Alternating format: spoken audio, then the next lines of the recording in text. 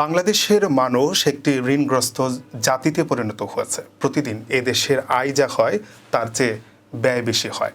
সুতরাং আয়কর আদায়ের মাধ্যমে সরকারের পাশে থাকতে হবে দেশের মানুষকেই বলে জানিয়েছেন অভ্যন্তরীণ সম্পদ বিভাগের সচিব ও জাতীয় রাজস্ব বোর্ডের চেয়ারম্যান মোহাম্মদ আব্দুর রহমান খান।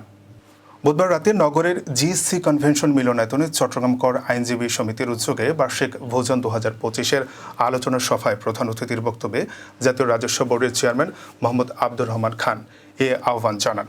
তিনি বলেন, এই সমাজে কেউ ঋণগ্রস্ত থাকতে চায় না। যেমন আপনি আপনার পরিবারকে ঋণগ্রস্ত দেখতে চান না, তেমনি দেশকে ঋণের হাত থেকে রক্ষা করতে সবাইকে সরকারের পাশে দাঁড়াতে হবে।